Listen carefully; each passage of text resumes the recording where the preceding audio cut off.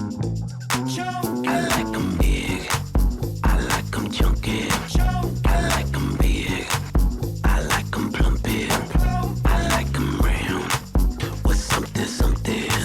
They like my sound, they think I'm funky. My name is Modem. Всем доброго времени суток, сегодня у нас на обзоре клавиатура Durgot 87 Tarus K320. Что ж, пришла на мне буквально вот сейчас, пару часов назад. Забрал ее минут 50 назад. Пришел и решил записать первый обзор. Клавиатура стоит 5700 рублей. И, как по мне, для механики это нормально. Потому что клавиатура на черри красных свечах. А заказывал ее где? На Алиэкспрессе, правильно. И за 5700 рублей клавиатура на черри Red свечах, тем более с Китая, это, по-моему, очень даже хорошо. Потому что до этого пользовался я 2 года клавиатурой Motospeed CK104 на синих ATEMU свечах. Вот здесь, может быть, будет картинка. И, честно говоря, хорошая клавиатура за свою цену, но это ATEMU, это Blue свечи, это не то. Сейчас, наконец-то, я заказал себе вот эту прекрасную, надеюсь, клавиатуру. И, собственно, почему я решил ее заказать? Потому что та клавиатура у меня сломалась. Как так получилось? Да у меня просто отлетел свич. Сейчас мы ее вскроем, посмотрим, что внутри, подключу ее и расскажу о своих впечатлениях. А также в конце небольшой звуковой тест. Сравним ее с той клавиатурой, что была у меня целых 2 года. Так, клавиатура была еще в обертке почтовой, но я ее уже снял, потому что она была грязная, я не хотел просто пачкать стол. Вот у нас пленка, и в ней просто коробка. На коробке синим по черному написано Durgot, а слева снизу Tarus K320.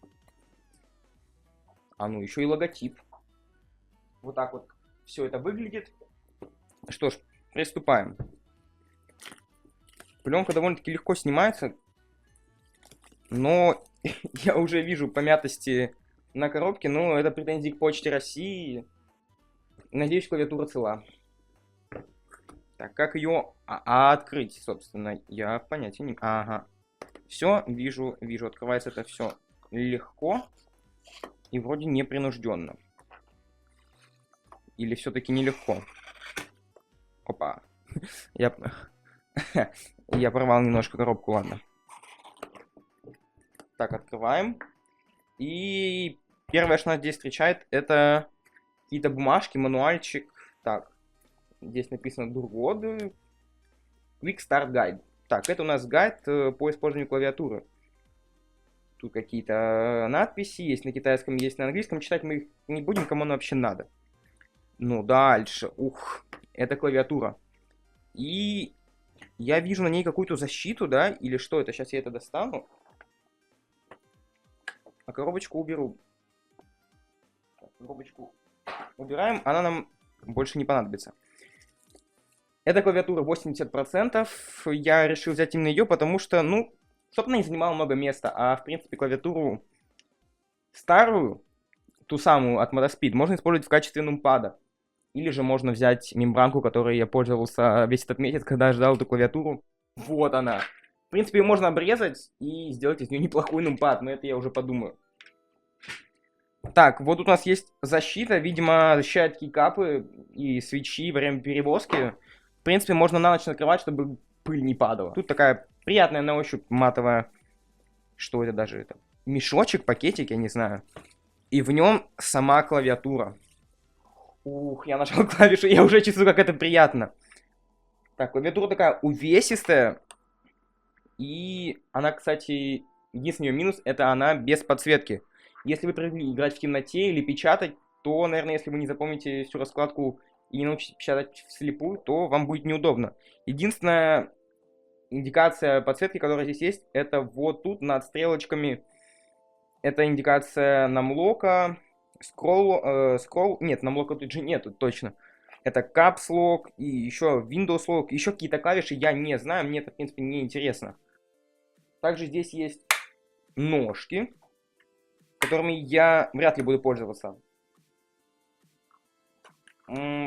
здесь есть раз, два, три, 4, 5 ножек по периметру. И вот эти вот выдвижные, и на них всех есть резинки. Это довольно-таки хорошая резина. Такая удобная. Клавиатура идет... Ага.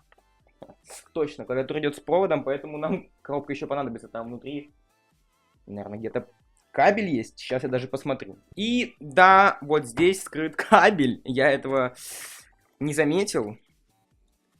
Вот тут они так его припрятали неплохо. Это у нас кабель USB 3.0, USB Type-C. Если не ошибаюсь, это 3.0. А может и 2.0, не знаю. И USB Type-C, USB Type-C. Я не знаю, это, наверное, для макбуков. Также идет штучка для снятия кейкапов. Понятия не знаю, как она называется, но, в принципе, это не важно. Сейчас ее достану, покажу. Выглядит она именно вот так. Здесь написано hardcap и какой-то логотип, наверное, тех, кто производит эти штучки. Также здесь еще идет какая-то плюшка. Интересно, что это? А именно кабель менеджмент. Вот эта вот штучка для того, чтобы кабеля связывать. И стикер с логотипом Другот. И на нем какие-то, блядь, волосы. Что это? Я не понимаю, на нем какие-то волосы. Я сейчас даже покажу в камеру, чтобы вы увидели. На нем какие-то... Это волосы? Надеюсь, это не лобковые. Ой. Так, все. Коробку мы опустошили. Больше ничего тут точно нет. Переходим к самой клавиатуре. Очень приятный пластик корпуса. И сама клавиатура. Я не знаю,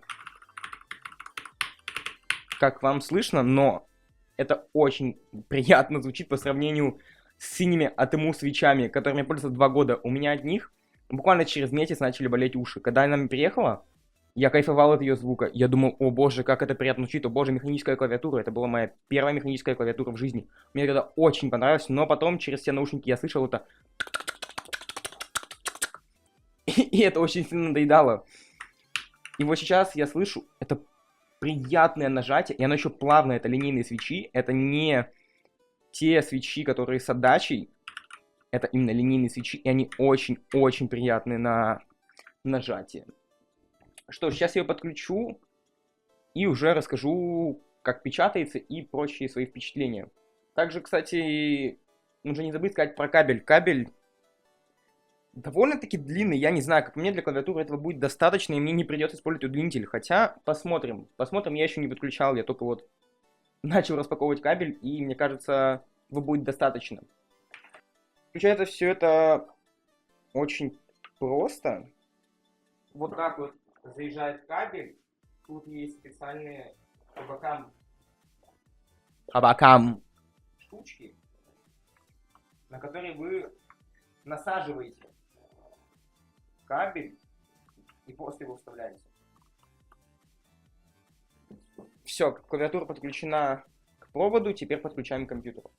Так, ну что ж, клавиатуру я подключил, и мне пишет, что настройка устройства.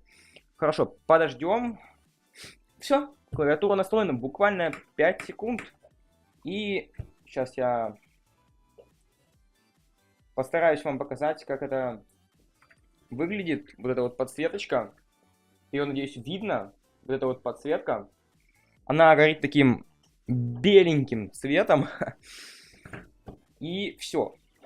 Так, ножки я, наверное, сложу. Хотя... Нет, наверное, ножки лучше вернуть на место, потому что клавиатура шатается. Без них.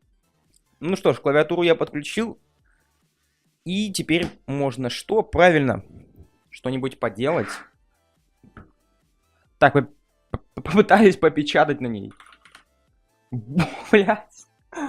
Это очень приятно. Это очень приятно. Ход очень плавный. Ну прям кайф на ней печатать. На ней не то что... руки просто плавают. Как плавают, блядь. Короче, очень приятно. Очень пальцем. Нет вот этого Нету этой отдачи, которая есть у синих свечей, которая тебе прям бьет по пальцам, как будто пальцы отдыхают. Все очень приятно, все. Ну, я не знаю, блин, это мега комфортно. Сейчас я запущу осу и сделаю небольшой саунд-тест для вас, чтобы вы послушали, как это все звучит.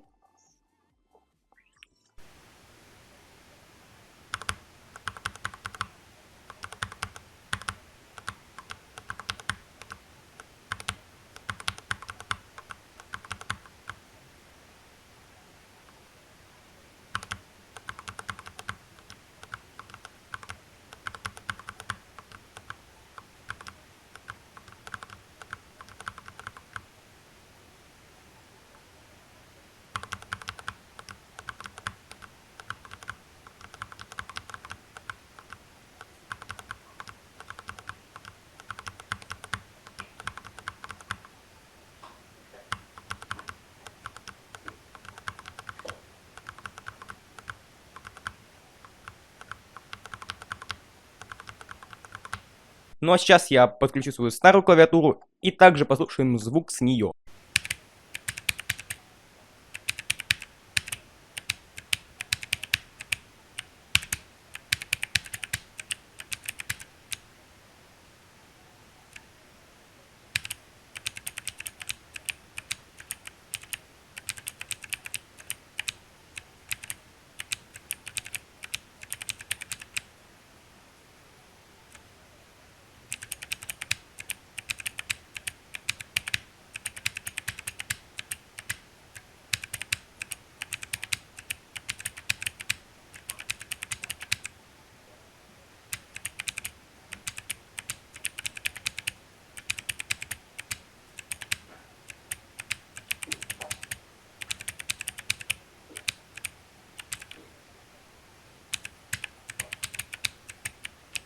Ну, что хочется напоследок сказать про клавиатуру.